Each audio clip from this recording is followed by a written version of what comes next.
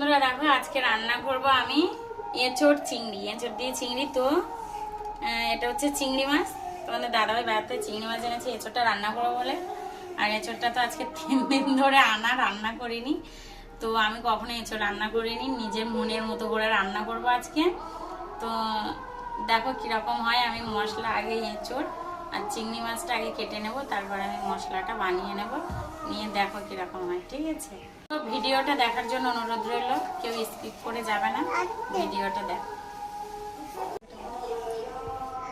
চিংড়ি মাছটা আগে কেটে নিচ্ছি আমি। চিংড়ি মাছ কাটা তো খুবই সোজা, কারণ হচ্ছে চিংড়ি মাছ তো সেরকম বড় চিংড়ি না, ছোট চিংড়ি। ও মাথাটা আর এটা ফেলে দিয়ে আগে চিংড়ি মাছটা কেটে নেব। আমি এঁচড়টা কাটার জন্য হাতে একটু তেল দিয়ে নেব, কারণ এঁচড়ে তো আঠা, তো একটু তেল মাখিয়ে নেব হাতে। এই এঁচড়ে প্রচুর আঠা, কচি এঁচড় তো আঠা খুব।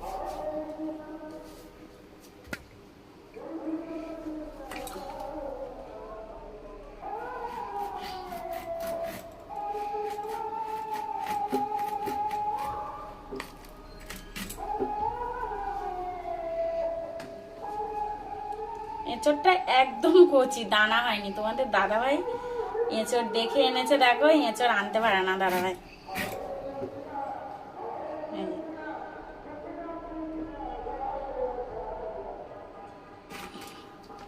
তো এঁচড়টা আমি কাটছি, দেখো বন্ধুরা।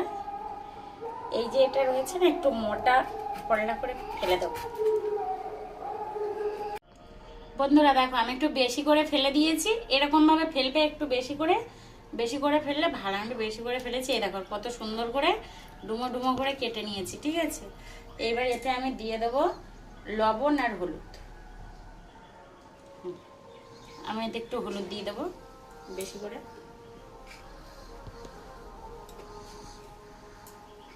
এতে লবণ আর হলুদ দিয়ে আমি একটু মিশিয়ে রেখে দেব। ততক্ষণে আমি মাছটা ভেজে নেব আর মশলাটা করে নেব। এটা এরকম ভাবে থাক, এটা এইভাবে রেখে দেবো। যারা যারা আলু দিতে চাও আলু দিতে পারো, আমি কম করে, আমি দেবো না ভেবেছিলাম, তাও দিয়েছি কম করে। ঠিক আছে, আলু দিতে পারো ওর সাথে। এইবার আমি আদা রসুন ছাড়িয়ে নেব, মশলাটা গুছিয়ে নেব।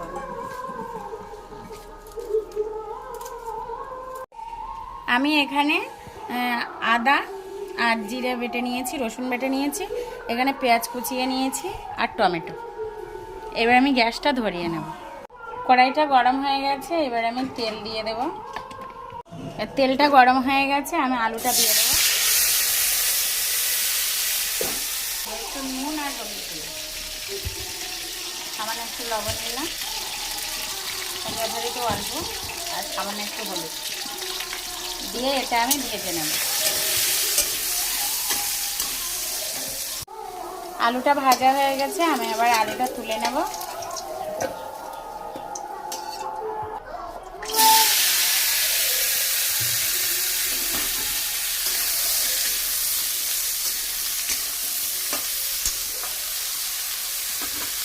অবশ্য নুন আর হলুদ দেওয়া আছে, আমি অল্প করে করেই দেবো, কেন নুন আর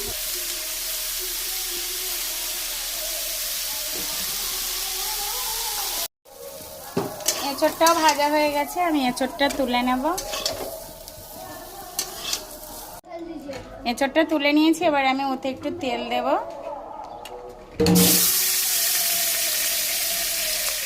চিংড়ি মাছে একটু লবণ দিয়ে,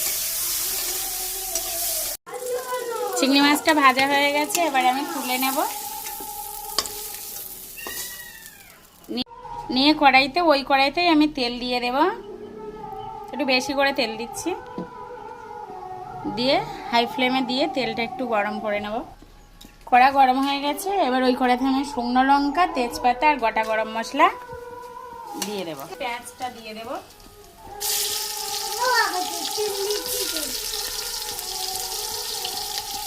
কুচানো পেঁয়াজটা দিয়ে আমি এটা একটু লাল লাল করে ভেজে নেব। এবার ওতে আমি রসুন বাটাটা দিয়ে দেব। দিয়ে আবারও আমি ভালো করে একটু মিশিয়ে নেব। এবার ওতে আমি আদা জিরে বাটাটা দিয়ে দেব।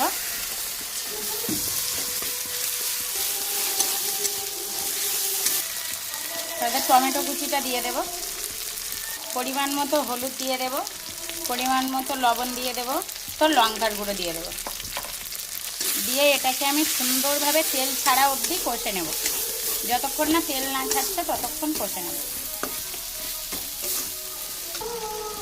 দেখো বন্ধুরা কি সুন্দর তেল ছেড়ে দিয়েছে আমার মশলা থেকে তেল ছেড়ে দিয়েছে। এবার আমি যেগুলো ভেজে রেখেছিলাম চিংড়ি মাছ, এঁচোড় আর আলুটা দিয়ে দেব। দিয়ে আমি মশলার সাথে ভালো করে মিশিয়ে নেব। দেখো কি সুন্দর লাগছে কালারটা, কষানো হয়ে গেছে।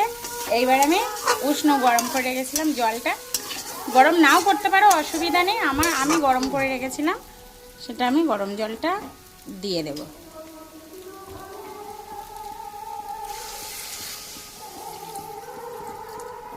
পরিমাণ মতো জল দেবে, যে যেরকম রাখবে। আমি তো এই দিয়েছি, ওটা আমি কষাই করব।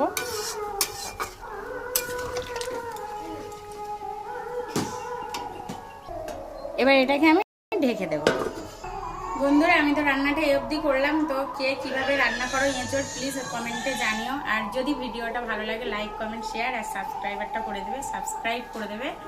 আর আমার চ্যানেলটা ভালো লাগলে প্লিজ সবার দেখার অনুরোধ রইল, কারণ আমি এঁচোড় কোনোদিন রান্না করিনি, নতুন। তো কে কীভাবে রান্না করো আমাকে জানাবে কমেন্টে।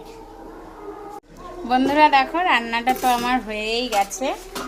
এই দেখো, দেখেছো কত সুন্দর। আমি কিন্তু বেশি ঝোল রাখিনি একদম। আর দেখবে এই দেখো একটা জিনিস দেখো, একদম মানে সেদ্ধ হয়ে গেছে, কি সুন্দরভাবে সেদ্ধ হয়ে গেছে, দেখেছো?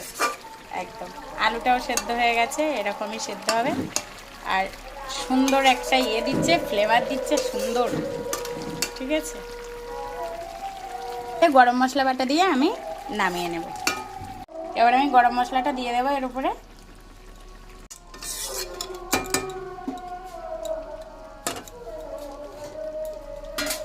কতটা সুন্দর হয়েছে। আমি কিন্তু গা মাখা করেছি একদম, তোমরা পারলে একটু ঝোল রাখতে পারো, আমি গা মাখা করেছি।